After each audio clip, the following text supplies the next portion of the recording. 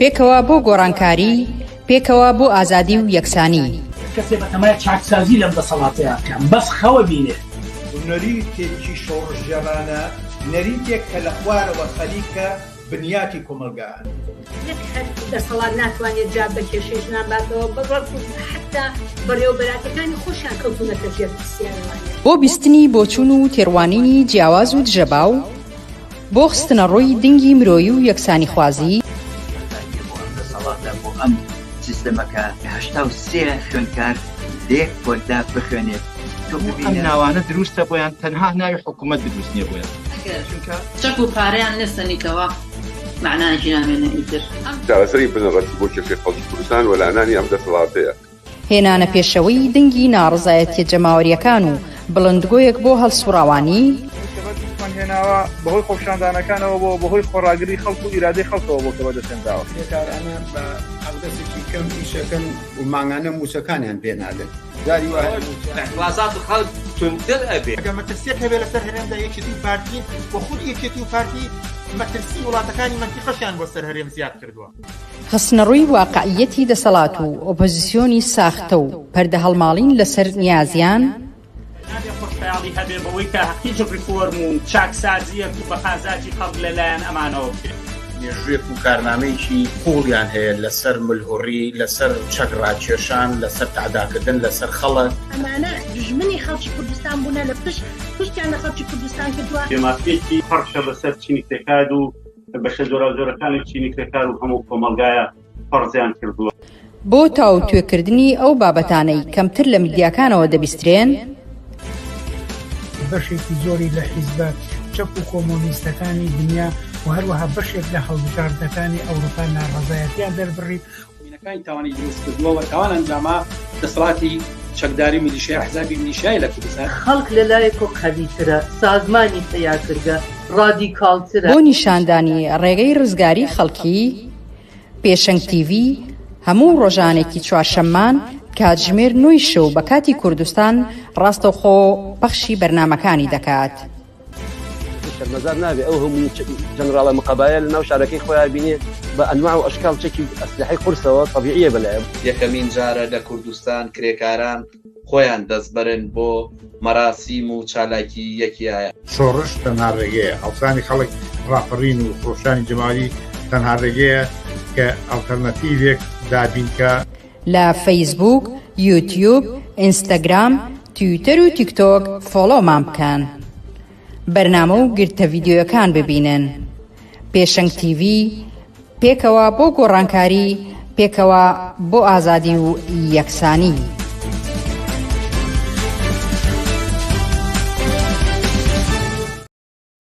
ئێوەرەتان باش بینەرانی ئازیزی پێشەنگ تیڤ.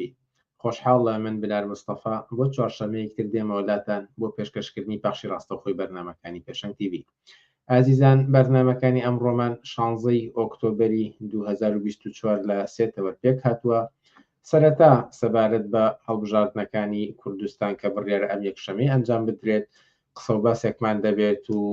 دوایین قسە لە حیزبی کۆمونیستی کرێکاری کوردستان وەردەگرین و هەروەها ئاوڕێکیش لەم هەڵمەتی هەڵبژاردنەی کە دوایین ڕۆژی بوو دەدەینەوە. پاشان لە بەشێکی تری بەرنامەکانماندا قسە و باسێکمان دەبێت سەبارەت بە ئەهمیەتی کاری ئەنتەرناسیۆنالیستی و دوو بابەت تاوتوێ دەکەین. یەکەمیان ئەو بەرەیی کە پێک هاتووە لەلایەن یەکێتیە کرێکاریەکانی چەندین وڵاتەوە بۆ پشتیوانی لە خەڵکی فەڵەستین و هەروەها ئەوەی کە یەکێتی ئەوروپا چی وتە سەبارەت بە پرۆژە یاسایی 1970 عێراق. و لە دوایین پرگەی بەرنامەکانیشماندا سەبارەت بە کشانەوەی گۆڕان لە حکوومەت و هەروەها قسە و باسێکیش لەسەر ئەوەی کە چۆن هەبێت دوای ئەم هەڵبژاردنە لە تەوەری بەرنامەکانی ئەمڕۆمان دەبێت. ئێوەش دەتوانن بە پرسیار و سەرنج و تێبینیەکانتان بەشداری بکەن و ئەوانی ئێوە بەدێڕێک لە کۆمنت ئەیخەنە ڕوو ئاراستەی میوانانی بەرنامەکەی دەکەین و وەڵامی پرسیارەکانتان وەردەگرینەوە. لەگەڵمان بن بۆ بەرنامەکانی ئەمڕۆمان.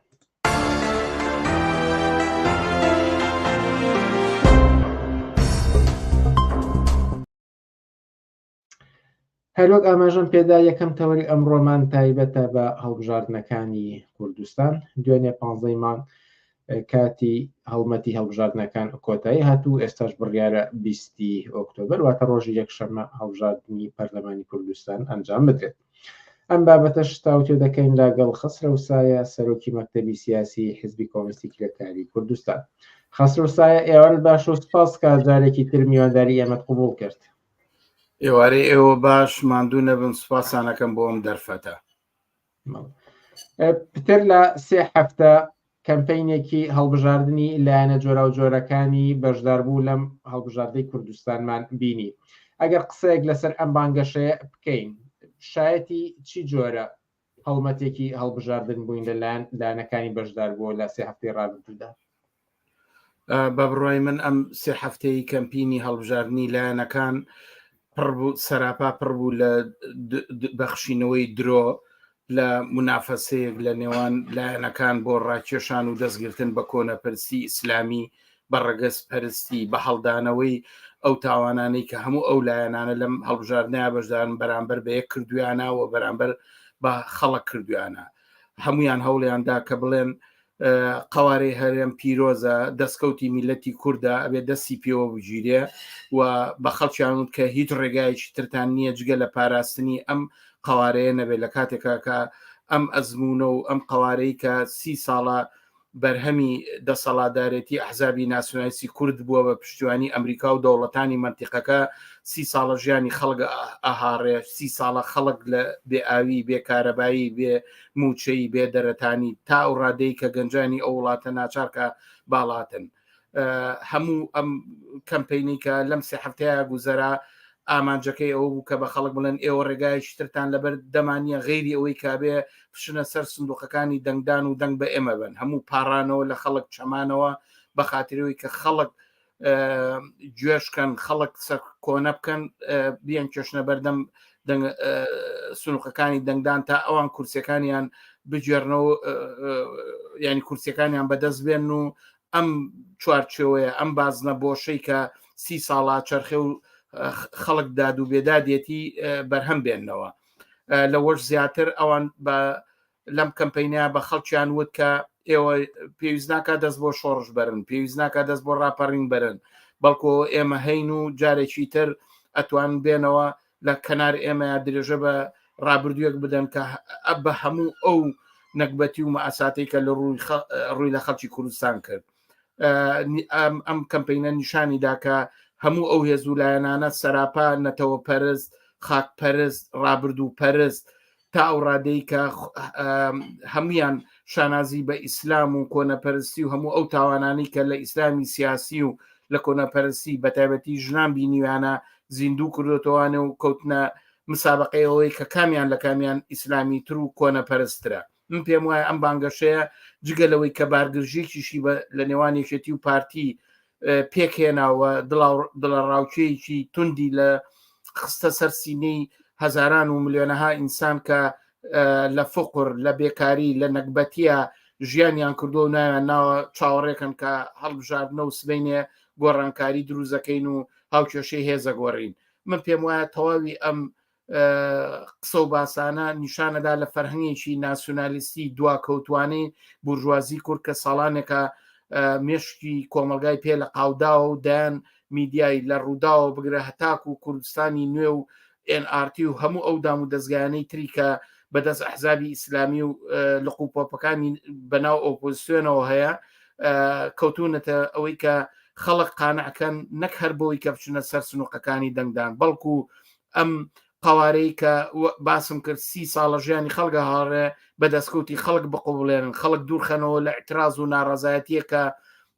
ڕۆژانە بۆ نان و کار و ئازادی و مەعیشەت و دامەزراندن یەخێ ئەم دەسەڵاتە ئاگرێ هەر لەم ڕۆژانەی کەمپینی هەڵبژاردنە ئێمە شایدی چەندین ئێترازی جۆراوجۆری بەشەکانی خەڵک بووین. من پێم وایە ئەم کەمپینە نیشانەدا ئەو حەقیقەتا خاتە مێشی هەر هاوڵاتێکی سادەوە کە پێویست ناکە مەسیری خۆیان بەم هەڵبژاردنە بە ئەحزابانە بە سیاسەتیان بە کارنامەیان ئەمانە ئەزمموی خۆیان داوە ئەم دەسەڵات و حکوومەتە مای چاکسازی نییە نابێ بخەڵەتێن نابێ بچنە بەردەم سنوقەکانی دەنگدان و بەفری ئەمانە نەخۆن ئەمانە ئەزمموی خۆیان و ئیمتیحانی خۆیان دا و پێم وایە بێ ڕاست و چەپ بە هەموو پرۆژەیان بە قوارەیان بە ئەزممویان بە سیاسەتیان بە بەڵێنیان نابێنی من ئەم چاوەڕوانیم لە خەڵکی کرێکار و زەحمە کێش و هاوڵاتیانی چی وشارەیە ئەگەر بۆ یەک سات لەسەر ئەم کەمپینی هەڵبژاردنەکان ڕاوەستین قسەیەکی زۆر دەوترا کە ئەم هەڵمەتی هەڵبژاردنەی ئەم جارە بە تایبەتی مۆدێرن نەبوو دوور بوو لە هەڵمەتێکی شارستانی ئێوە چەندێک لەگەڵ ئەم بۆ چونە هاوڕان بە بڕای من هیچ مۆدرێنیزمێک لەگەڵ ئەحزابی ناسیۆنالیستی کورد و ئیسلامیان ناکرێ ئەمانە خۆیان سەرچاوی کۆنەپەرستی و دواکەوتوی کۆمەلگای کوردستان خۆی مەدەنیە بە بڕای من دەسەڵاتی ئەحزابی ناسیۆنالیستی کورد لەزگەیەکە بە زۆر لەلایەن ئەمریکا و دەوڵەتانی ناوچەکەونراوە بە چارەنووسی خەڵکی کوردستانەوە ئەوانە سەراپا چ لە ڕابردووە چ لە ئێستا چ لە داهاتووش هەر کۆنەپەر زەمێنەوە مەدەنیەت بەوان ناخوا هێزێکی چەکدار پشتبەسوو بە ئیسلام پشتبەسوو بە ڕەگەزپەرستی و خاک و نەتەوە هیچ جێگایەکی ئینسان و مافی ئینسانیت لەلای ئەوانە نییە بۆیە من پێم وایە ئەو قسەی کە دەڵێ ئەمانە لە هەڵبژارنەکانیشیانە مەدەنینە دروستە بۆ مانایی کە ئێمە لەگەڵ مەجموعەی ئەحزاب و جڕوجانەوەر بەرەو ڕووین کە سەراپا بۆ گەنا و زەلکاون لە قاچیان لە گەندەڵی و تاڵانی و بڕۆیی لە کوشتار لە تاوان تاریخی هەریەکەیان هەڵیتەوە سەراپا پڕە لە تاوانکاری پڕە لە بۆگەنا و پڕە لە کۆنەپەرستی پڕە لە دەستگرتن بە پیاوسالاری لە دژی ژنان پڕە لە شەقوەشاندن لە مامۆستا و خانەنشینی ناڕازی کە داوای حەقی خۆیەکە پڕە لە ڕاکێشانی دەستی دەوڵەتانی ناوچەکە و لە شکێشی بۆ سەر خاچی کوردستان و ژیان و گوزەرانی خەڵک یعنی ئەمانە کە ڕۆژانەی دیعای کوردایەتی و کوردبوون و هەر چوار پارچەی کوردستانەکەن بەڵام ئەو خۆیانن کە هاوزمانەکانیان لە کوردستانی ئێران لە یا لە کوردستانی سووریا یا لە کوردستانی تورکیا سەرکۆناکەن و هێزی ئەمنی و جێیش و سپا و درۆنی وڵاتانی تورکیا و ئێرانیان لەسەر هاوزمانەکانی خۆیان کە ساڵانێکی زۆریشە لە ناوخاکی کوردستانی عێراقا نیشەجێن بۆیە دروست وایە ئەمانە ئەحزابی قەومی دواکەوتوو کۆنەپەرز وابەسە بە ئیسلام بە عەشیرەت بە بنەماڵە بۆیە بە بڕای من ئەگەر بانگەشێکی ژووە یا ڕاگەیاندن و بانگەشەیەک لە زمانی ئەوانە بێتە دەرەوە جگە لە دووکەڵاوی کۆنەپەرستیشتیی تر نایە مەدەنیەت بەمان ناخوا مۆدرێن و سکولاریزم بەمان ناخوا ئەمانە خۆیان ڕایانگەیانوە کە ئیسلام شەریعەتی ئیسلامی خەتی سوورە بۆیان ئەوان ڕایانگەیاندووە کە ئەبێ ژن بێ و پیاو بێ ئەمانە ڕایانگەیاندووە کە هەر کەس دژی بۆ داخوازەکانی خۆی بێتە مەیدان ڕوبەڕووی هێزەکانی ئاسایش و لە ناوەڕاستی شەقامە بەر شەقە درێ ئەمانە هەتا ئەگەر کاسبکارێکی چایچی بۆ مەعیشەتی خۆی کارکا و دەنگێک هەڵبڕێ دێنە سەری و تەقەی کوشتنی لەکەن و ئەم نمونانە زۆرە وابزانم هەموو خەڵکی کوردستان شایدی نمونونەکانیەتی بەڵێ ئەگەر چی لەم هەڵمەتی هەڵبژاردنەکەدا لایەنەکان زیاتر چاویان لەسەر لایەنەکانی ڕکابەریان بوو بەوەی کە پەڕی مێژووی ئەمانە هەڵڵەنەوە و هەروەها تاوان و خراپەکاری یەکتری نیشاندن بەڵام هاوکات کۆمەڵێ بەڵێنیش درا لەوەی کە کۆتایی بە دەسەڵاتی خۆسەپێت دەهێنرێت لەوەی کە ئاوادانی زیادە بێت لەوەی کە کۆتایی بە گەندەڵیەت بەبەستمۆنی ئەمە هەموو یەکلایان کرد بێتی لایەنە جیاوازەکان لەم جۆرە بانگەشانە و بەڵێنانە ئەبیسترا هەتاوەکو ئەوەی کە بوترێت کە هەتاوەکو ئەوەی کە وترێت کە پاشەکەوتی موچە دەگەڕێنینەوە و هەتاوەکو دوایی ئەگەر بپرسم کام یەک لەم بانگەشانە کام یەک لەم هەڵمەتی هەڵبژاردنەی کە ئەم قسانەی تیاکرا زیاتر لە ڕوانگەی ئێوە ئیمکانی ئەوەی هەیە کە لە پاش هەڵبژاردنەکانە بە ئەنجام بگات واتە لەو بەڵێن و نەیکە لایەنەکانی بەشداربووی هەڵبژاردن دایان کامێک لەم بەڵێنانە ئیمکانی ئەوەی هەیە کە پاش هەڵبژاردنەکان لایەنی سەرکەوتووی ئەم هەڵبژاردنە بتوانێت جێبەجێ بکات دەسەڵاتی خۆسەپێنە کۆتایی دێت یاخود پاشەکەوتی موچەیە دەگەڕێتەوە بۆ فەرمانبەران یاخود کامێک لەم بەڵێنانەی کە دراوە لەم هەڵمەتی هەڵبژاردنەدا ئیمکانی ئەوەی هەیە کە جێبەجێ بکرێت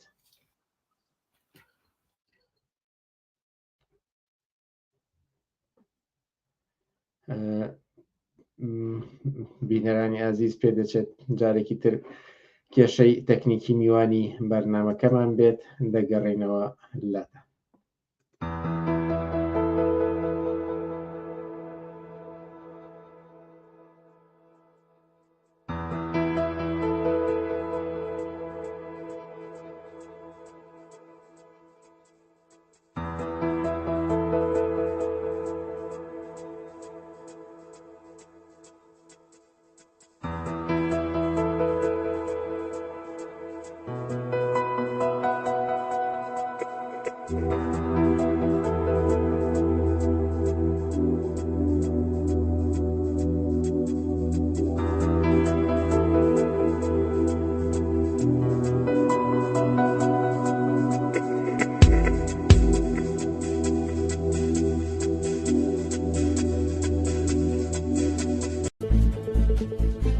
پێشەنگ TV پێکەوە بۆ گۆڕانکاری، پێکەوە بۆ ئازادی و یەکسانی. کەسێ بەتەمای چاکسازی لەم دەسەڵاتەیە بکەم بەس خەوە بینێ. نەریتێکی شۆڕژێرانە نەریتێک کە لە خوارەوە خەلیکە بنیاتی کۆمەلگایە. دەسەڵات ناتوانێت جاب بە کێشەی ژنانباتەوە بەڕەت حتا بەڕێوەبەراتەکانی خۆشیان کەوتونەتە ژێر پرسیارەوانی. بۆ بیستنی بۆچوون و تێڕوانینی جیاواز و دژەباو، بۆ خستنە ڕۆی دنگی مرۆیی و یەکسانی خوازی، دەسەڵاتە بۆ ئەم سیستەمەکە 83 خوێندکار لێک بۆدا بخوێنێت. ئەم ناوانە دروستە بۆیان تەنها ناوی حکوومەت دروست نییە بۆیان چەک و پارەیان نستنیتەوە معنایشی نامێنە ئیتر چارەسەری بنەڕەتی بۆ کێشەی خەڵکی کوردستان و لەلایەنانی ئەم دەسەڵاتەیە. هێنانە پێشەوەی دنگی ناڕزایەتیە جەماوەریەکان و بڵندگۆیەک بۆ هەڵسوڕاوانی هێناوە بەهۆی خۆپشاندانەکانەوە بۆ بەهۆی خۆڕاگری خەڵک و ئیرادەی خەڵکەوە بۆ کە بەدەستێنراوە. کارانە بە ئەودەسێکی کەم ئیشەکەن و ماگانە موچەکانیان پێنادن. وازات خەڵک تونتر ئەبێ. ئەگەر مەترسیەک هەبێ لەسەر هەرێمدا یەکێتی و پارتی و خود یەکێتی و پارتی مەترسی وڵاتەکانی منتیقەشیان بۆ سەر هەرێم زیاد کردووە. خستنەڕووی واقعیەتی دەسەڵات و ئۆپۆزیسیۆنی ساختە و پەردە هەڵماڵین لەسەر نیازیان، خۆشحاڵی هەبێ بەوەی کە هیچ ریفۆرم و چاکسازیەک و بەخازاتی خەڵک لەلایەن ئەمانەوە بکرێت. مێژوێک و کارنامەیەکی قوڵیان هەیە لەسەر ملهوڕی، لەسەر چەکڕاکێشان، لەسەر تعداکردن لەسەر خەڵک. ئەمانە دژمنی خەڵکی کوردستان بوونە لە پشتیان لە خەڵکی کوردستان کردووە. پێمافێکی پەرشە بەسەر چینی کرێکار و بەشە زۆرەکانی چینی کرێکار و هەموو کۆمەلگایە پەرزیان کردووە. بۆ تاو توێکردنی ئەو بابەتانەی کەمتر لە میدیاکانەوە دەبیسترێن،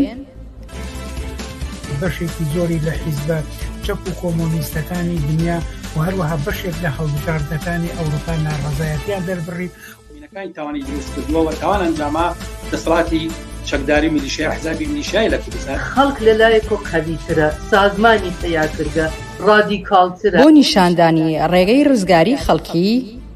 پێشەنگ TV هەموو ڕۆژانێکی چوارشەممان کاتژمێر 9 شەو بە کاتی کوردستان ڕاستەوخۆ پەخشی بەرنامەکانی دەکات. بەڵێ بینەرانی ئازیز پێمان وا بەتوانیمان تەکنیکە کێشە تەکنیکەکە چارەسەر بکەین و ئێستاش بەردەوامین لەگەڵ خەسرە و سایە بە داوای لێبوردنەوە. ئەو پرسیارم کرد خەسرە و سایەکە لەو بەڵێنانەی کە لە هەڵمەتی هەڵبژاردنەکانە دران لەلایەن لایەنە جیاوازەکانەوە کامێک لەوانە زیاتر لە هەموو ئیمکانی جێبەجێکردنی هەیە لە ڕوانگەی ئێوە؟ بەڵێ تەمان پرسیارەکەی ئەوە ڕووی لە گۆڕانکاریە، ینی بە جۆری تر بڵێن کە ئایا ئەم هەڵبژار ناتوانێت چ گۆڕانکاریە دروستکە. بە بڕای من هەموو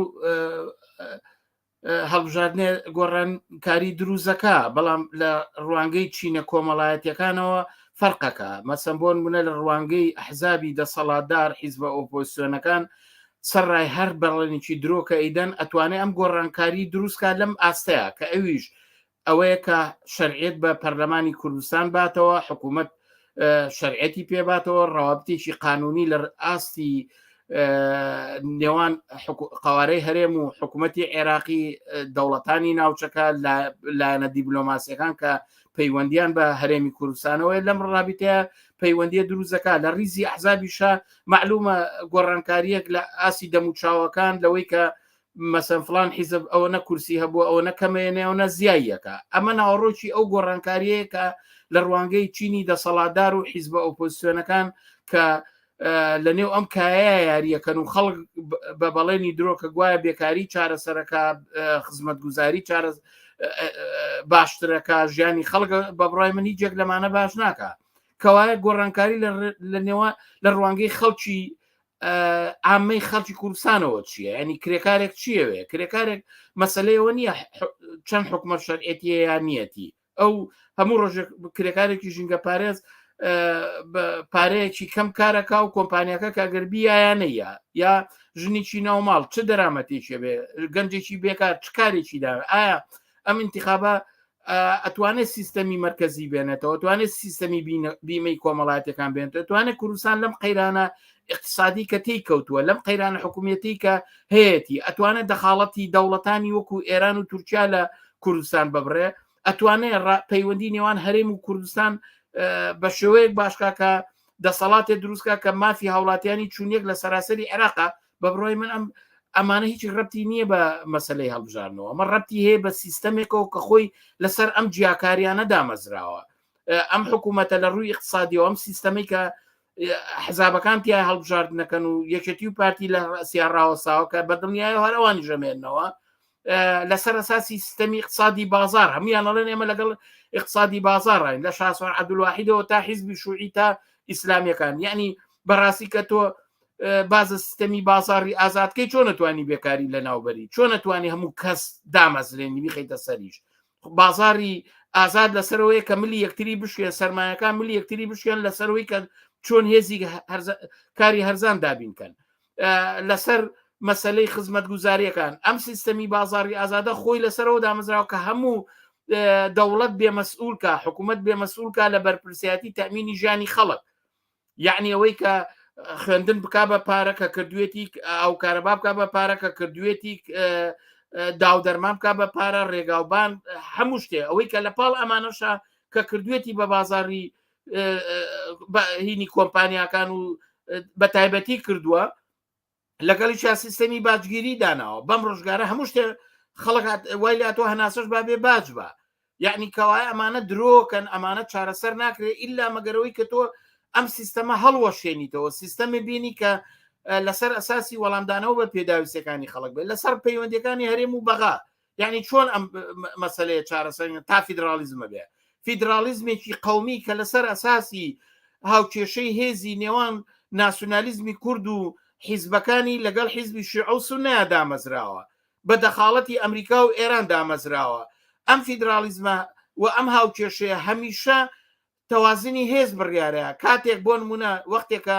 عێراق زەعیف بوو ئەمان دەسەڵاتیانە بوو باسی اقتصادی سەربەخۆ و ریفراندۆمیانەکرد بەڵام وەختێکە داعش تێکشکا و حکوومەتی عێراقۆی گرتووە سا باسی مرکزیەکە ئێستا تەیف سامی هەر قەرارێ دەرکا ئەمانە هیچیان ناتوان معارزی بن ئەگەر دادگای فیدرالیز هەر شێ بڵێ ئەمان ناتوانانی شتێ بڵێن کەوای ئەمانە درۆکەن لەسەر پەیوەندی نێوان حیزبەکان خۆیان ئەم قەیرانی کە دروست بووە ئەمانەی کە شەڕ و کێشیانە لەسەر مەسلحەت و ڕاگررتنی خەڵک لە پشت سەری سیاسەکانی خۆیانەوە بە قازان جوی کە ئەوان کورسێکی زیاتریان ببێ ئەم حکوومەتە ناوچەیە چەکداریەی کە لە پشت یەکێتی و پارتی وەساو کە ئەمریکا و ئێران و تورکیا تێئیدیەکەن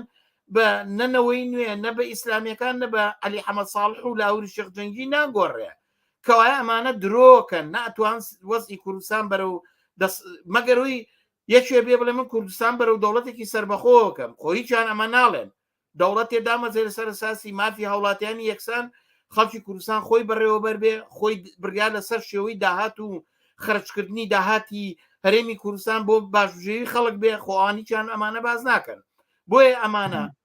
ناتوان بێکاری چارەسەکەن ناتوان خەڵک تەعینکەن ناتوان خزمەت ئاو کارەبا باشکەن ناتوانن هێزی تورکیا و ئێران بەرنەدەرەوە ناتوان پەیوەندیەکانیشان لەگەڵ عێراقا باشکەن درۆکە نەمانە مەگەرەوەی کە وتم ئەم سیستەمە سەراپا هەڵوەشێتەوە لە پاڵیا سیستەمێ بێ کە ئەم ئەحزابە چەکدارانە و ئەمە حزابانە و هاوشێوەکانیان کە ناویان ناوە پرۆسی دیموکراسی و قواری هەرێم هەڵوەشێتەوە دەسەڵاتێک و سیستەمێ دامەزێنێکە میێرانی خەڵک بەڕێوە ببرێ و بۆ خزمەت و قازانجی خەڵک بێ یەکشەمە 20 مانگ وادەی هەڵبژاردنە قسەی ئێوە وەکو حیزبی کۆمیسی کرێکاری کوردستان چییە و پەیامتان بۆ خەڵکی چییە؟ بە بڕای من خەڵگە بێ قسەی منەوەی کە خەڵک بەشداری لەم ناڕزایەتیان لەم هەڵبژاردنیان نەکا و هەمویان بایکۆتی کەن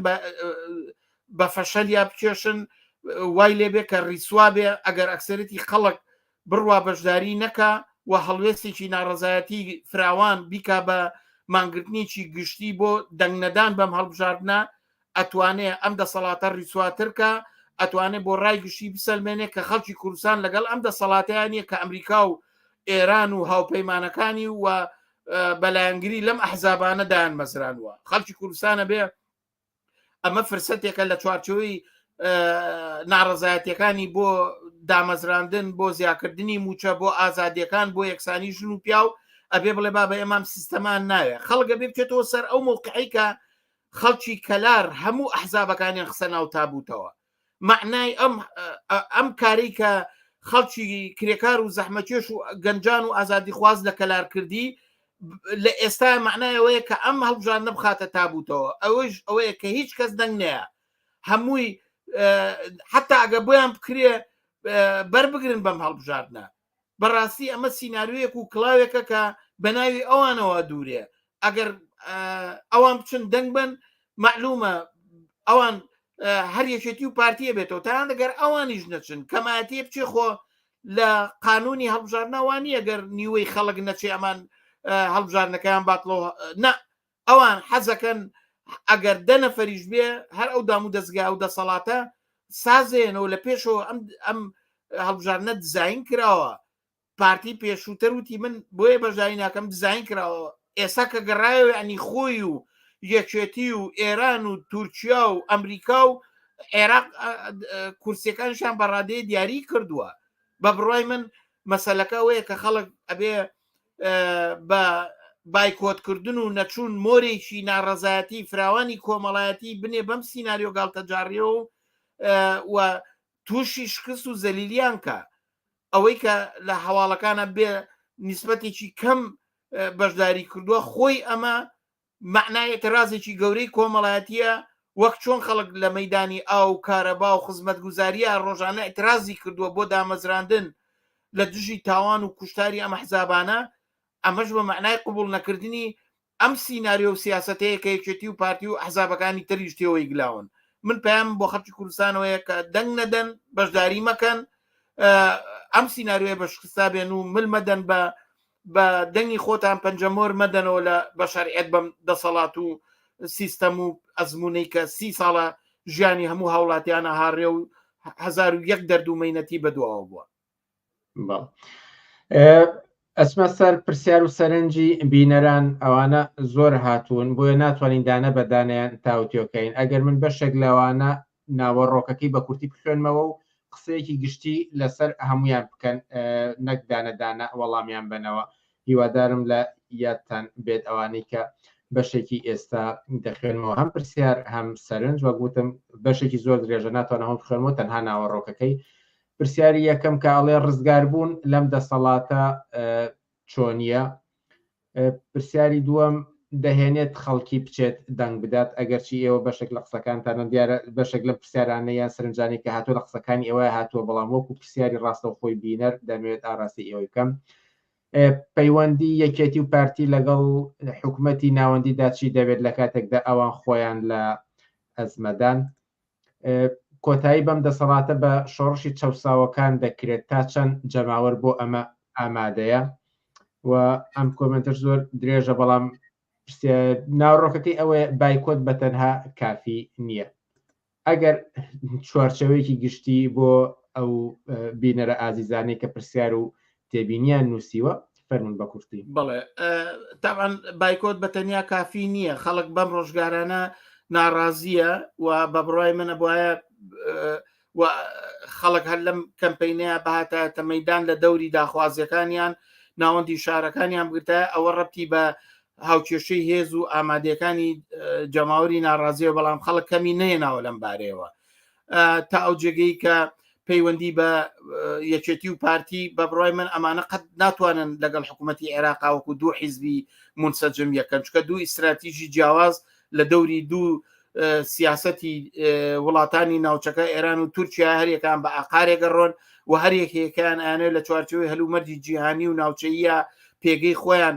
ببەنە پێشەوە لەسەر حسابی منافەسەی یەکتر خۆیان قایم کەم و خۆیان داسەپێن بەسەر خەڵکە ئەم سیاسەتا بەنە پێشەوە من پێم وانە ئەو شتێک کە ناویاناوە یەکێتی ریزەکانی کوردیا ماڵی کورد ڕێخینەوە ئەمە وەهمێک ئاخرێتە نێو زهنی خەڵکەوە جینا خەڵک لە ناو کووردا کرێکار هەیە مامۆستا هەیە فەرمانبەر هەیە سەرمایهدار هەیە خاوەن کۆمپانیا هەیە چەکدار هەیە میلیشیا هەیە مەلا هەیە کە ئەمانە بەرژەوەندەکانیان جیاوازن و ئەمانە ناتوان وەکو هێلکەیەکی چوونیەک بیان خەیتە ناو سەبەتەیەکەوە بە پێچوانەوە ئەمانە بەرژەوەندەکانیان جیاوازە و ناکۆچی و کێشمەکێشی چینایەتی لە دەوری داخوازی و سیاستی جۆرا و جۆرەیە یەکێتی و پارتیش دوو استراتیژی جیاواز وەکو دوو باڵی بورژوا ناسیۆنالیست کە هەر یەکەیانەوێت لە دەوری سیاستی دەوڵەتانی ناوچەکە بۆ خۆ ساچاندن لەگەڵ عێراق سیاستی جیاواز بگنە بەر ئەوەی کە ئەڵێ ڕێگاچارەوەی کە شۆڕش کرێ دروست وایە کە ئەبێ خەڵک ڕاپەڕینکە خەڵک شۆڕشکە و خۆی ئامادەکە مەلزوماتی ئەم ڕاپەڕین و شۆڕشە ئامادەکەەوە بە بڕای من لە ئێستاوە ئەمەیشێکە لە هەنگاوەکانی ئەگەر خەڵک بە جەمعی بە کۆمەڵ بە فراوان بەشداری هەڵوێستێکی هاوبەشی چوونیەکی فراوان بەشداری لەم هەڵبژاردنیان نەکاو بایکۆتکە ئەمە ئەترازێکی کۆمەڵایەتیە سبێنی ئەمە ئەترازە کۆمەڵایەتیە بە شێوەی تر لە دەوری لایحی داخوازیەکان لە دەوری مافی هاوڵاتی لە دەوری ئەوە انتخاباتان کرد حکوومەتیشتان پێکێنا بەڵام ئەی منی کرێکار چی ئەبێ موچەکەم 1 ملیۆن دینار بێ ماگانە ئەی ژنێک ئەبێ من داوای مافی یەکسانی ژن و پیاوەکەم ئەبێ فرژنی هەڵوەشێتەوە مەسەن گەنجێک داوای دامەزران کە مامۆسایان کارمەندان کە ئەبێ موچیان نەک هەر لە کاتی خوابێت زیاد کرێ ئەمانە توانێ هەنگاوەکانی ئامادەکاری و ڕێکخراوبوونی چینی کرێکار و جەماوەری بەژمەینەت لە ڕێکخراوەکانی خۆیان لە شوراکانیان لە ئەنجومەنەکان لە کۆڕ و کۆمەڵی جۆرا و جۆرە کە دەستخەنە نێو دەستیەک و ناوەندی شارەکان بکەنە جێگای خۆپشاندان مانگرتن ڕاگررتنی کار ئەما توانێ لە دەوری یەکۆ بێتەوە و ڕابەریەکی شۆڕژێری سەراسەری کە ئومێت بە ئاڵوگۆڕی شۆڕژێرانە لە کوردستانە پێک بێنێ ئەتوانێت تەوازن بگۆڕێ و ئەو ڕۆژەش پێک بێنێ کە تەسفی حسابی خۆی لەگەڵام دەسەڵاتە یەکلا کاتەوە و دەسەڵاتدارێتی نوێنەرانی جەماوەری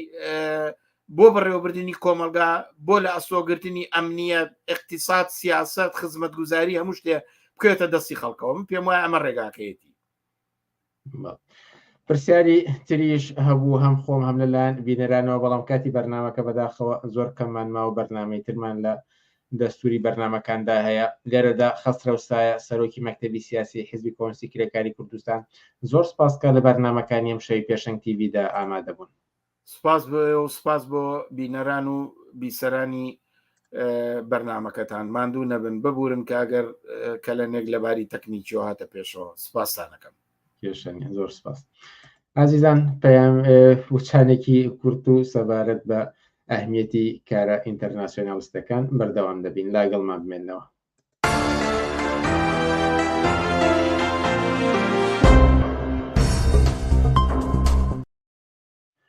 بەڵە بینەرانی ئازیز بەشی دووەمی بەرنامەکانی ئەمڕۆمان قسە و باسێک دەبێت لەسەر ئەهمیەتی کاری ئینتەرناسیۆنالیستی و لە دوو نمونەی بەرجەستەتا تاوتێ دەکەین ئەم بابەتەش لەگەڵ بەهادینی حاجی بەگرتارتاش ناسرااو بە ڕێوەەر عارف وتەبێژی کۆنگرەی ئازادی و گۆڕانکاری عێراقمان لەگەڵدایە ڕێوەەر عارف ئێوارەت باش و سپاسکە لەگەڵمانیت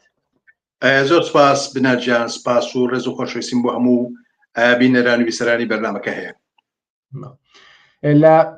چەند ڕۆژی ڕابردوودا دامەزراندنی بەرەی یەکگرتنی هێزی کرێکاران بۆ پشتیوانی لە خەڵکی فەڵەستین پێک هات کە لە کۆمەڵێ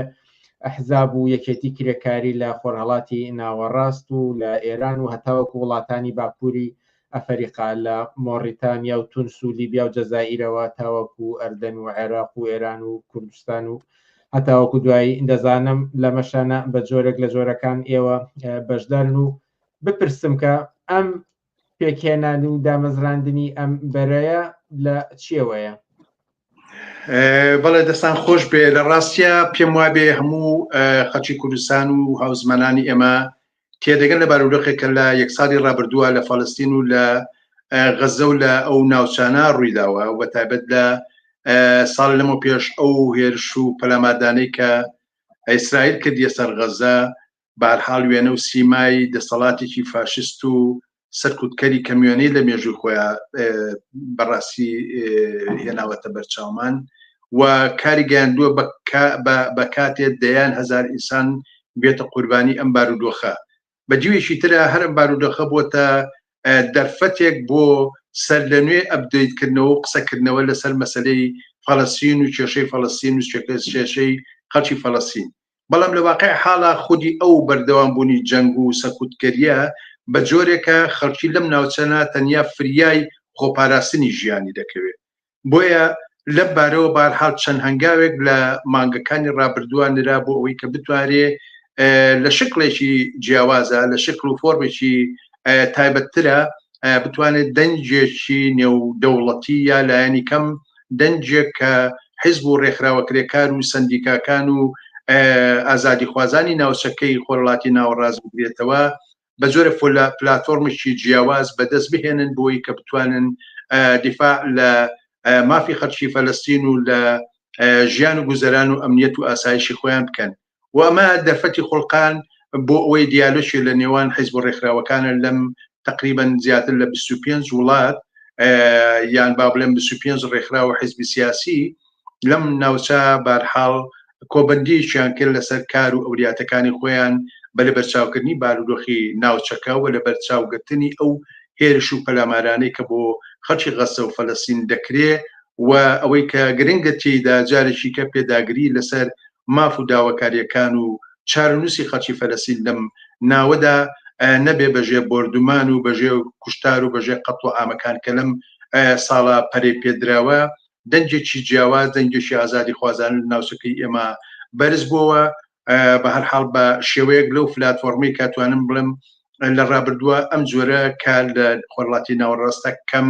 بەدی ئەکرا یا ڕەنگە بەڕاستی بەدی نەکرێت چونکە ئەو کاری کە تا ئێستا کراوە تەنیا هەنگاوی یەکەم بووە بۆەوەی کە بتوانێت پەل بهاوێ وەکو لە پێشتی بەرنامەکە ئیشارەتان پێکرد بۆ ئاسێکی نێودەوڵەتی و حیزب و ڕێکخرا و لایەنە نێودەوڵەتەکان بکەنە تەرەفێکی قەزیەکە بەتابەت ئازادی خوازان دنیا بکەنە تەرەفێکی قەزیەکە بۆ فشارهێنان چ بۆ سەر ئیسرائیل و چ بۆ سەر ئەمریکا بۆ دیاریکردنی چارەنووسی ژیانی خەڵکی فەلەستین و ئەو نائەمنیەتی کە بەرۆکی بە ئەو خەڵکە کردووە. بۆی لەم بارەوە گرنگی ئەم بابەتە لە ڕاستیە هەل لە هەنگاوی یەکەمە کە تۆ 25 حیزب و ڕێکخراوی سیاسی لە دەوری ئامانجێکی هاوباش بۆ ئەمنیەت و ئاسایشکردنی خەڵکی ئەم ناوچە بۆ ڕاوەستانی جەنگ بۆ ڕاگررتنی ماڵوێرانی بۆ ڕاگررتنی ئاوارەبوونی ئەو خەڵکە و بۆ بەڕسمیت ناسینی مافی چارەنووسی ئەو خەڵکە هەنگاوێکە دەکرێت بڵێم مایەکی زۆر گرنگ و بەرچاوی لەسەر دارێت و ئەکرێ ئەم هەنگاوە بێ بە دەستپێکی کارێکە ئەم قەزەی فەلەستینە جارێککە لە ئاسی نێودەوڵەتیە بەرحاڵ سەر و سامانی یا ئاڵوگۆڕە بەخۆی ببینێت کە بتوانێت دوجار سەرباری ئەم ماڵوێرانکردن و کوشت و کوشتار و فاشزمی کە لە ناوچەکە هەیە بابەتی و وەرەقە و مەسەلەی دیاریکردنی چارەنووسی خەڵکی فەلەستین بێنێتە سەر مەیدانەوە بۆیە بەرحاڵ ئەگەر ئەمە هەنگاوی یەکەمە بە بڕای من هەنگاوەکانی کە لە ئاسی نێودەوڵەتیە ئەتوانێت ئەمە بکاتە سەکۆیەک بۆ خاتەیەوەی کە بتوانێت لە ئاڵی گۆڕەکانی ناوچەکەتە وەکو هێزێکی جیاواز یا وەکو هێزێکی سێهم بەشداری لە دیاریکردن و ئەمنیەت و ئاسایشی خەڵکی فەلەستین و ناوچەکەدا بکات. ئەمە شتێکی تازەیە نوێیە جیاوازە بۆ خۆشت ئاماژت پێداکە منیش بیانی پێشتر لەم جۆرم نەبینیوە ئەتوانێت چی شتێکی جیاواز بکات بە بەراورد بە و نمونانەی تا ئێستا بۆ نەم قەزەی فەڵەستین لە ئاستی جیهاندا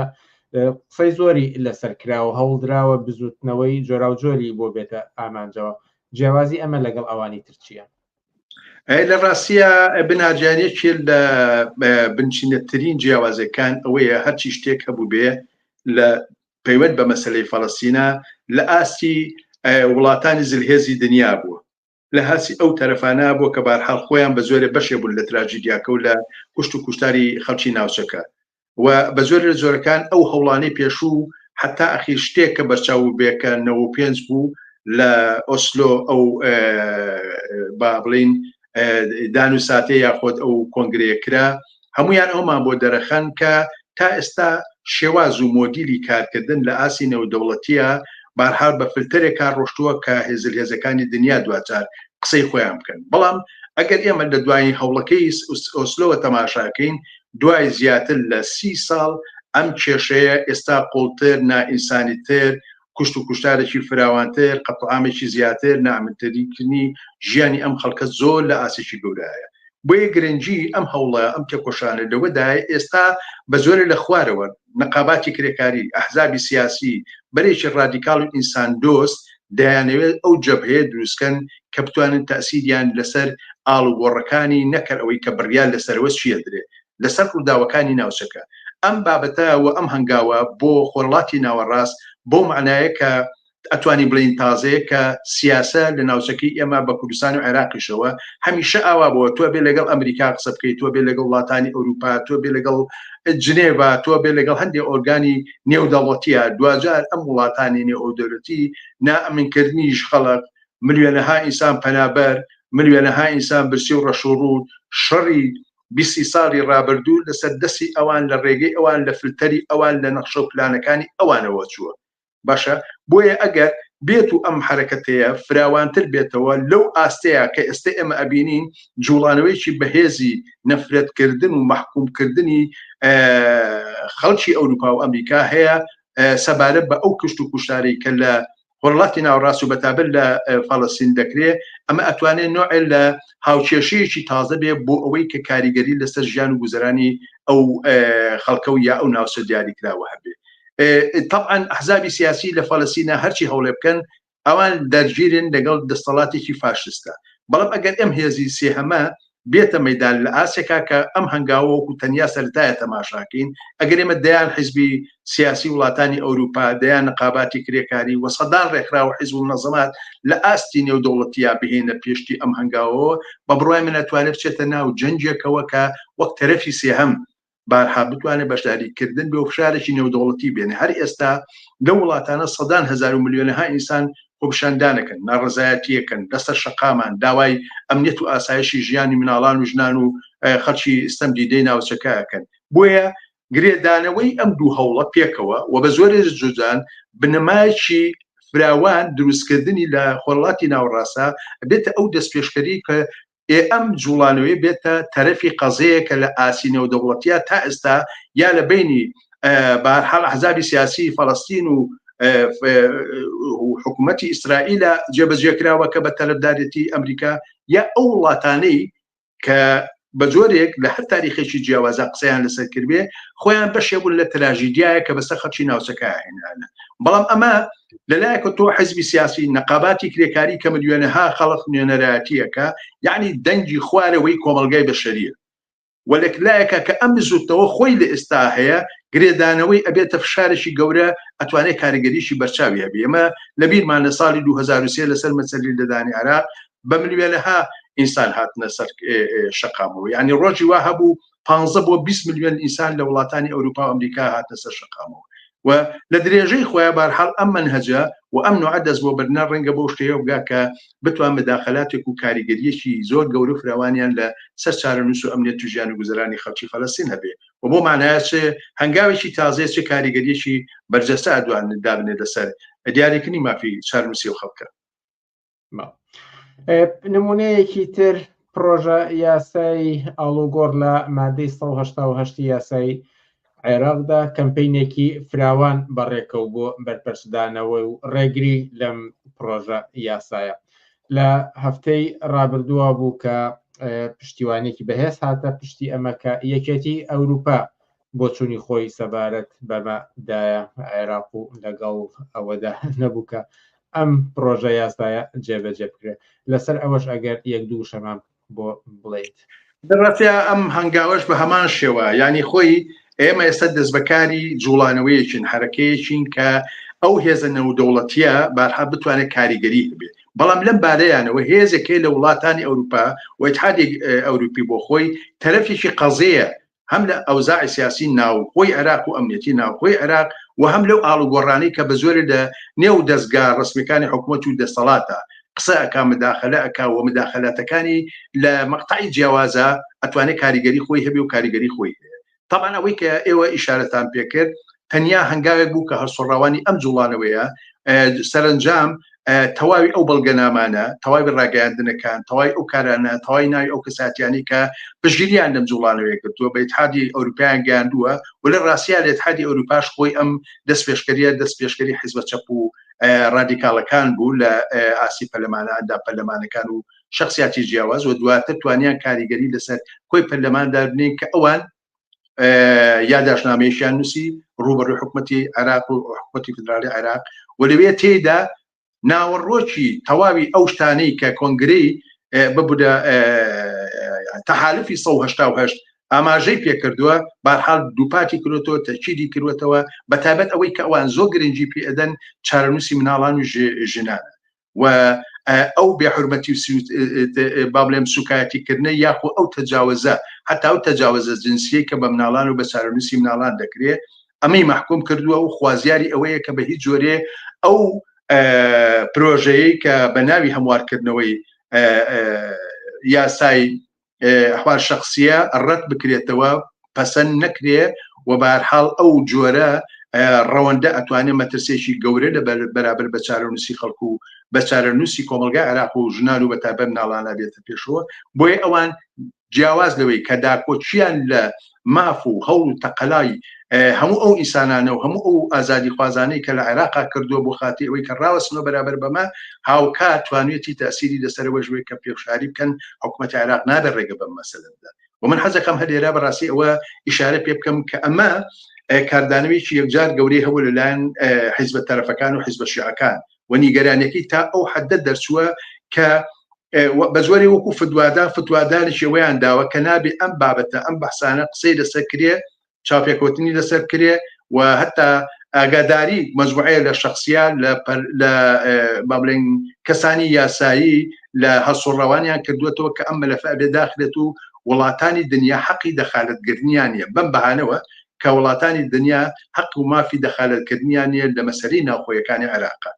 لە کاتێکە لە ڕاستیە ئەمە یەکەم جارە لەلایەن ئەم هێزانەوە نارە لایەنە حکوومەتی عێراقەوە بەگشتی قسەیە لەسەرەوە کرێ کە نابێت دەخالەت کرێت ئەمە ئەومان بۆ دەرەخا بەڕاستی ئەم هەوڵەی کە دراوە ڕێک بە هەمان پرۆسە و بە هەمان ئاقالە ئەڕوە ئێستا دەستی ئەم بەرەیە ئاوڵەیە بۆ ئەوەی کاری گەورەتر بکات ئەگەرمانە کۆکەینەوە ئەهمیەتی ئەم کارە نێونەتەوەی یانە ئەم پشتیوانە ئینتەرناسیۆنالیستیانە لە بزوتنەوەی ئەوەی کە بەرپەرشدانەوەی مادەی 1970 بۆ پشتیوانی لە خەڵکی ئیسرائیل و هەتا وەکو دوایی ئەهمیەتی کاری ئینتەرناسیۆنالیستی لە چیدایە؟ ئەم مەوجە و ئەم جوڵانەوەی کە تا ئێستا بەم شێوە ئەگەر ئێمە ببینین لە یەک ساڵی ڕابردووە چەند مەسەلەیەکی بەم شێوە هاوکات هەبوو بۆ نمونە لە دەورەی پێشوە لەسەر مەسەلەی مامۆستایان و ناڕزاتەکانی مامۆستایان شتێکمان پێڵەن ئەویشەوەی کە هێزەکەی ئەتوانێت کاریگەریەکی جیاوازی هەبێت ئەحزابی سیاسی دەستەڵات هەرێم حکوومەتی عێراق هەمویان لە بەو شکل و شێوازە فێربوون و عادەتیان گرتووە کە ڕێکەوتنی نێوان حیزبەکان ئەتوانێت چ کاریگەریەکیان هەبێت پەرلەمان ئەڵێ چی دوجار حکوومەت ئەڵێ چی فڵان وەزارەت ئەڵێ چی بەڵام ئێستا ڕاستڵەشیون بەوەی کە ناتوانن لە پشتی هێزە نێودەوڵەتیەکان لە پشتی ئەو پرۆتۆکۆڵانی کە خۆیان واژویان کردووە لە پشتی ئەو دەنگە ئازادی خوازانی کە ئەتوانێت لە هەموو جوڵانەوەکانی ئاسی سەرتاسەری دنیا کاریگەری خۆی هەبێ بەمە ڕاستڵەشیەوە بەمە نیگەرانیشی گەورەیان تێبووە بۆیە بە بڕوای من بۆ ئێمە بەرەی ئازادی خوازان بۆ ڕێکخراوەکەی ئێمە هەموو ئەو ڕێکخراوانەی دیفاع لە خواست و داواکارەکانی خەڵکی کوردستان و عێراقەکەن دروست ئێبە ئەمەم چەکەیە فراوان بکەینەوە ئەوەی کە لە پەرلەمانی ئەوروپا کراوە هەر ئێستا ئەترێک نمونەیەکی بەرجەستە بێ تەواوی ئەو ماتریاڵانەی کە تا ئێستا ئێمە بە ئینگلیزی ئیشمان لەسەر کردووە بەدەستی هەر حیزبێ سیاسی هەر گروپێ هەر کەسایەتی و کۆڕووکۆمەڵێ لە ئەوروپا بکە بۆ ئەوی لە ئاستی وڵاتەکانیشە ئەم فشارە گەورە و گەورەتر و گەورەتر بێتەوە لە چونکە ئێستا معلوم بوو کە حکوومەتی عێراق حکوومەتی بارحاڵ ئەحزابی شیعە بە مەنیگەرانیەکی یەکجار گەورەیان ڕوبڕوو بۆتەوە و بۆ ئێمە گرنگە بۆ ئەم بەرەیە گرنگە ئەم جۆرە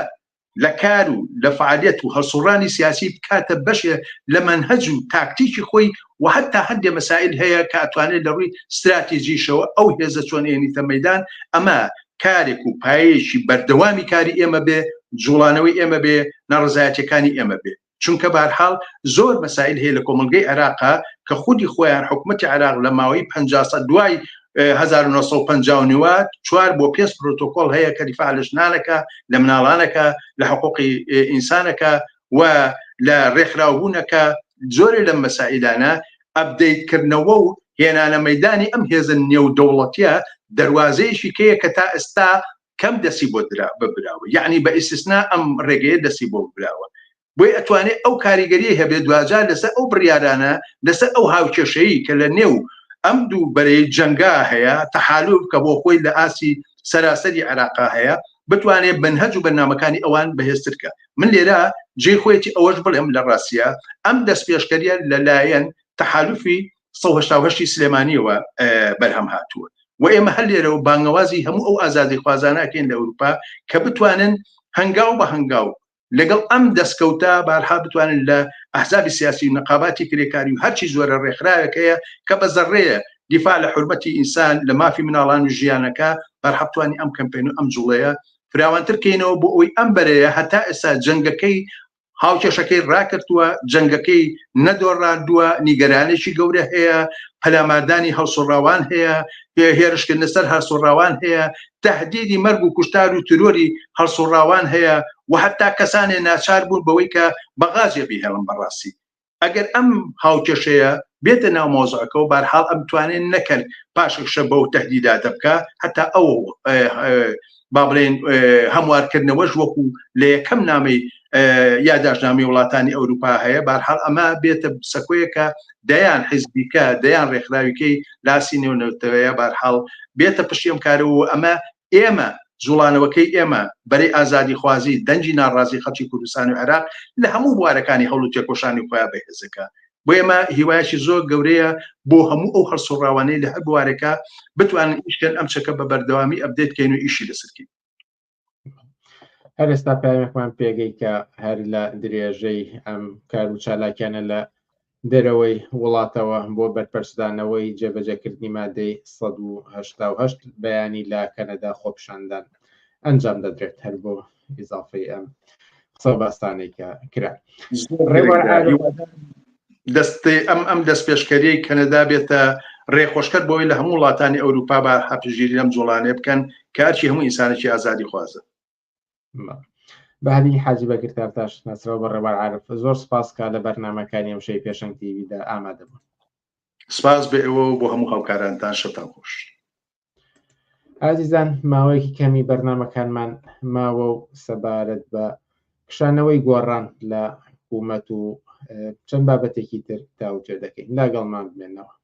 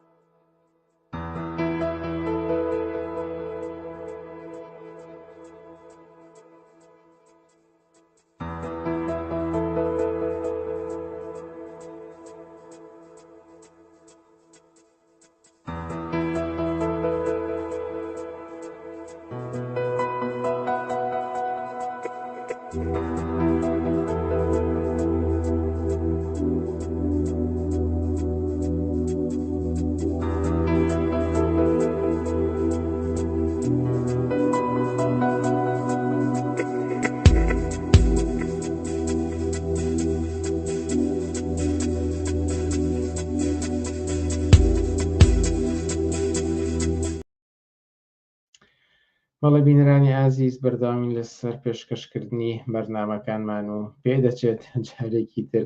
کێشە تەکنیکەکان ڕێگر بن لەوەی کە بەرنامەکان بە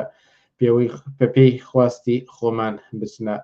پێشەوە بڕیارە لەگەڵ جەلال سەعید سەبارەت بە کشانەوەی گۆڕان لە حکوومەت چاوپێکەوتنێک ئەنجام بدەین. جەلال سەعید لە سەرخەتە بەڵام کامێراکەی ڕۆشن نییە. جەلال سەعید ئێوارەت باش، هیوادارین بتوانیت کامێراکەت ڕۆشنکەیتەوە تا ئێمە و بینەران بتبینین. ئەگەرچی کەمێک بەر لە ئێستا هێشتا ڕۆشن بوو بەڵام لە ئێستادا دیار نییە. هەوڵێکی تر ئەدەین هەتاوەکو جەلال سەعید دەتوانین کێشە تەکنیکیەکانی لەگەڵدا چارەسەر بکەین. هیوادارین بتوانن لەگەڵمان بمێنەوە.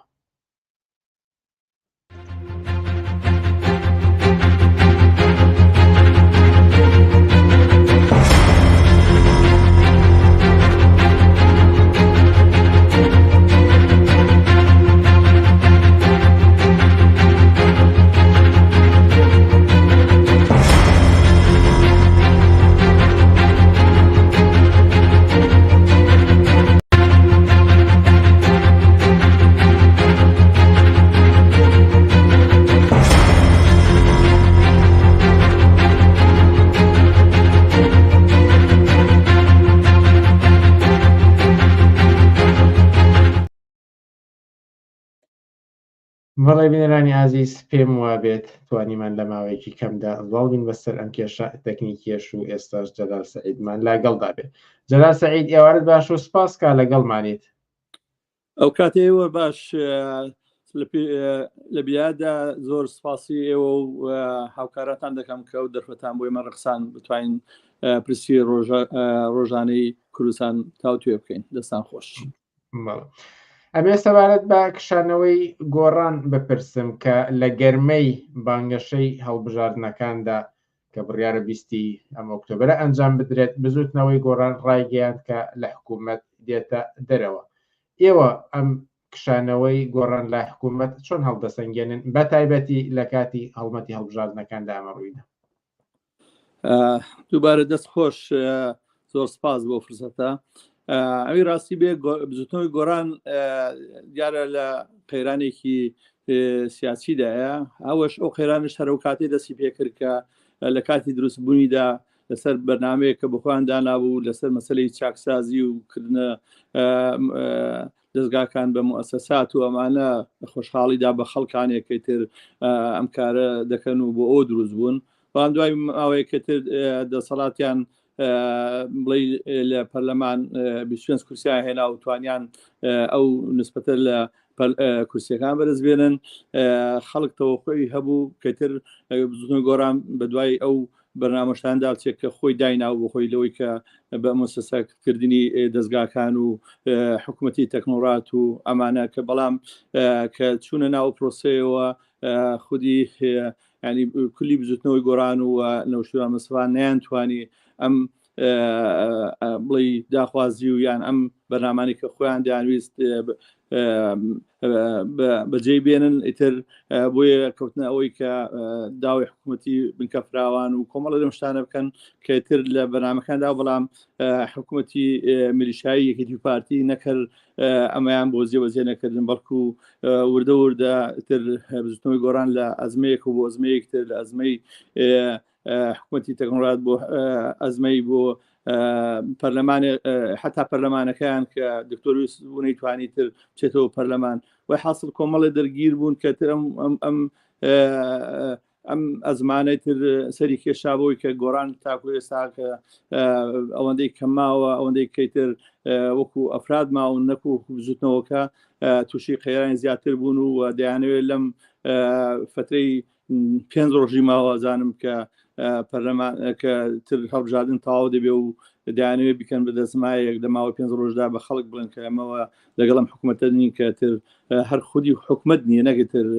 بەڵام بەدوایەوە نەکەتر ئەم ئەزمەیە کە تێکەوتون بتوان چەند دەنگێکیان چەند کورسێک بێنەوە دڵی خەڵک خۆشکن کەوان و تا لەگەڵم حکوومەتە نین و تر لێ دەکێشنەوە. ئەمە بڵێ نەتیجەی ئەو ئەزمانێک کە بزوتنی گۆڕان بوو لەسەری دروست بوو و ئەوەش نەتیجەکەیەتی کە دیارە هەر مۆزوعەکە هاتنە دەرەوەکەیان تەنها کۆکردنەوەی چەند دەنگێکە و خۆشخەیاڵیدانە بە ئەو خەڵکانی کە لەگەڵەوان ماون و تر هەر ئەمە هەدەفەکەیانە دەست بەڵام لەم هەڵبژاردنەدا لەم هەڵمەتی هەڵبژاردنەدا بزوتنەوەی گۆڕان دروشمەکەی ئەوەیە کە بە دەنگی ئێوە بەهێز دەبینەوە واتە چاوەڕوانی ئەوەیە کەسانە بچن دەنگی پێدەنەوەیکە بوو دووبارە بێتەوە بزوتنەوەیەکی بەهێز پێتان وایە کە بزوتنەوەی گۆڕان جارێکی تر بێتەوە مای ئومێدی جەماوەری ناڕازی ئومێدی خەڵکی خۆی بەعام خەڵک ئەمەلی بە پەرلەمانەکەش نییە ئەوەی کە قازانج و بەرژۆندێکیا ئەوەی کەتر لە ترسی بڵێ معاشێکی هەیە یانی تر بڵێ ئیسفادێ لەم دەسەڵاتە حیزبیانە دەکات نەگەێتر لە حکوومەت و پەرلەمانەکەی حکوومەت پەرلەمانەکە حکوومەتی ئەحزاب و دەسەڵاتە بۆیە ئەمەی کە زیاتر گۆڕان ئیشی لەسەر دەکا هەر بۆ ئەوی کە ئەندامانی خۆیان کە قازانجێکیان لەگەڵ بزوتنەوەی کوردی گۆڕاندا هەیە تر بمێنەوە بچن دەنگی بۆ بدەن نەک بۆی کەیتر بچن لە حکوومەت دیفاع لە حەقی کولی خەڵک بکەن یعنی تر حتا خودی یەکێتی و پارتیژ یعنی ئەوەندەی وعد بە کەسەکانی خۆیان دەن بە خەڵکی نادەن هیچ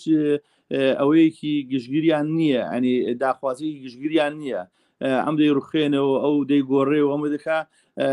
تر مۆزەوەی خۆی یەکەم لەسەر ئەمە شەڕیانە جابزتنەوەی گۆڕانیش هەر لە هەناوی ئەوان هاتو دەری هەرەمە شعارەکانیان هەرەمە ئەو وەسیلەیە کە بەکاردێن بۆ کۆکردنەوەی دەنگەکانیان بەڵێ لێرەدا دەمەوێت سەرنج و پرسیاری بینەر بێن مەسەر شاشە و بە کورتی ئەگەر بۆچوونی خۆتانی لەسەر بدەن یەک پێی وایە کە ئیتر بزوتنەوەی گۆڕان بووەتە ڕابردوو پرسیارێکی تریژەڵە پێتان وایە هەوڵێک هەبێت بۆ ئەوەی کە بزوتنەوەی گۆڕان بگەڕێتەوە بۆ ناو یەکێتی ئەگەرچی ڕەنگە پێشبینیکردن قورس بێ بەڵام بۆچوونی ئێوە لەم بارەوە سەبار بە پرسیاری یەکەم حتمەن ڕابردوو هەر و کاتێک کە نەیانتوانی ئەم حکوومەتە هیچ گۆڕانکارێکی تیا بکەن هەتا وعدانی کە بە خەڵکیاندا بوو لە حکوومەتی تەکنۆکرات و لە مؤسسەکردنی دەستگاکان یعنی کە نەیانتوانی تر حتمەن خەڵک خەونەکەی تر چۆ ژێرگڵەوە تر ئەوەی کە تاکو ێستا هاتووە دەیبینین لە 20 کورسیەوە هاتە یەک کورسیشی نهێنا لە پەرلەمانی سەرتاسەری عێراقدا ینی ئەم خەونە واقعیان وایە بۆ خەڵک تر مردووە لەوانەیە بۆ ئەندامان و هەواداریان کە لە ئازال سوچێکی دەسەڵاتیان بەدەستەوە و قازانج و بەرژۆندیان هەیە حتمما تر دەیانەوێ بمێنەوە و ئەم قسانش بۆ دەکەن یا ئەو ئاڵگۆڕانش کە ئێستا لە سیاسەتیان هاتە پێشی لەوەی کە دێنەوە دەرێ لە حکوومەت ویان قسەی تر دەکەن هەر بۆیە ئەو موقعەتێک کە ماویان ئەوەشی لێ دەزنسێ دەنا واقعیان خەونێکی مردووە بۆ خەڵک سەبارەت بە پرسیاری دومیش گۆڕان تر حتمما هەر ئەحزاب و ڕێکخرا و گروپێک کە ئەزمەی تێکەوت بەرنامەی نەبوو بۆ داهاتووی خۆی ئیتر حتمما ئەوە لێ بەسەر دێ جەمعێکی تر بەلای کەدا دەڕۆم جەمعێکتر بەلایەکدا دەڕۆن حتمما ئەوەی کە ئێستا ئەو ئاڵوگۆڕانی کرد لە ناو گۆڕان و گردەکە هاتو پێشێ نەتیجەی ئەو ئەزمەیە کە تر پێم وایە خەڵکانێکیان کە قازانجیان لەگەڵ زۆری سەوزا هەیە لەوێ دەمێنەوە بە تایبەتەوە بڵێ محافزیان کە هەواڵەوە بکرێت تر حتمما ئەو موقعەتی خۆی لەدەست نادا تا بۆی بکرێت دەمێنێتەوە جایتر خۆتا سەر بەدڵیوان ئیش و کارەکانی کرد لە منتیقەی زۆنی سەوز و سلێمانی حتمما لە داهاتووشدا بنەوەی کە لەوانی هەرەوە موقعەتە وەرگێتەوە وانەی کرد لەسەر بە زۆنی زەردیشنەوەی کە وەزارەتەکانیان هەیە وتا شایدی چەندین وەزیر و شتین کە هەر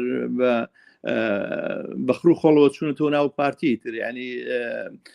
خودی بزوتنەوەی گۆڕان هەر ئەمەی لێ چاوەڕە دەکرێت چونکە بزوتنەوەیەکە لەسەر ئەساسێکی بزوتنەوەی کۆمەڵاتی دانەمەزراوە لەسەر زۆرینەی مەتاڵبی داخوازی خەڵک دانەمەزراوە تاکو ئەو داخوازیانە بەدی هاتوون و ئەم کۆتایی حتمما ئەو داخوازیانەی لە کۆمەلگاداتر زیاتر قوڵ بۆتەوە برشتی قڵشتی نێوان خەڵکی فەقیر و هەژار و دەوڵەمەند ئەوەتر ئاسمان ڕسمانی جیاوازە یعنی ئەمانە هەمووی بۆ بزوتنەوەی گۆڕان مەوزوع نییە بۆیە تر وردە وردە بەرە و ئەو شویان دەچێت کە ئەندامان و کادرانیان قازانج و بەرژۆندەکان دەپارێزن ئەگەر پرسیارش بکەم سەبارەت بە هەڵبژاردنەکان و یان بڵێم دوای هەڵبژاردنەکان چی ئاڵ و گۆڕێک ئێوە پێشبینی دەکەن کە لە ئەنجامی ئەم هەڵبژاردنەدا ئەکرێت لە کوردستانە بەدی بکرێت خۆی هەڵبژاردن ئەوە ئەحزابەکان ڕێکەوتنە سەر هەڵبژاردن دەنام مۆزوعی ئەوەی کە ئاڵگۆر هیچ ئاڵگۆڕێک نابێ وەکو ئاڵگۆڕی شەی لە ژیانی خەڵک لە کارەبا لە ئاو لە وەزی سربەخۆی کوردستان یان لە ناوچەی جێناکۆکان قەرای 140 یعنی ئەمانە هیچ ئاڵگۆڕی بەسەردا نایە فقەتی تر لەوانەیە مەجموعی ئەحزاب کورسی زیاتر بێن کەمتر بێنن مشارک بن دەموچاوەکان بگۆڕێ لەناوەی ئەسلی ئەم حکوومەت و ئەم هەڵبژارنەی داهاتوو هەر ئەم زۆنی زەرد و سەوزێ و ئیتر ئەوانە دیکەش ئیش شەریک پێ دەکەن وەتر دیارە ئەحزابیش ئەوانەی کە لە دەرەوەی یەکێتی پارتینە بە دووی قازانج و بەژە دخوانە هەیە کۆمپانیێکی ئەگەر بەتەناو کۆمپانیە بەڕێبەر لەوانەیە خەپەکی لێدەن و لێ وەرنەوە یانی تر دەبێت نیوە بنیوە بێ لەگەڵیان بەڵام تر گەر بوو بە ئەحزاب و دەسەڵات و کورسی هەبووی تر نوعما ئاسانتر نییە بۆیە شەریکی پێ دەکەن یان ئەشخاص و ئەوانێک کە گروپ و چەکدارن تر حتمما ئەوانە وەکو خۆیان شەریکان پێ بکەن و تر منطقیەکان دەدەسێ یان چەند گومرگەکان دەدەسێ یان چەند پۆز موقعەتێکان دێنێت لە حکوومەتی داهاتوو پێمانی هیچ شتێ لە ژیانی خەڵک گۆڕێت تەنها دەموچاو ئەو سیستەمەی کە هەیە هەر ئاوا دەچێتە پێش و ئەزمەکان قوڵ و قوڵتر دەبنەوە بە تایبەتی کولی منتیقەکە لە ژێر ئاڵوگۆڕدایە بەڵام ئەوان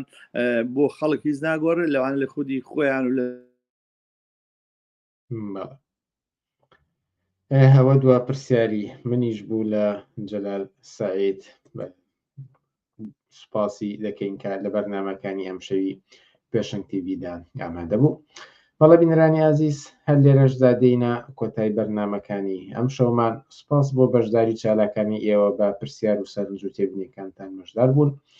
تا هەفتەی ئایندە کاتێکی خۆش بۆ هەموو لایەک و هەر شاد و سەرکەوتو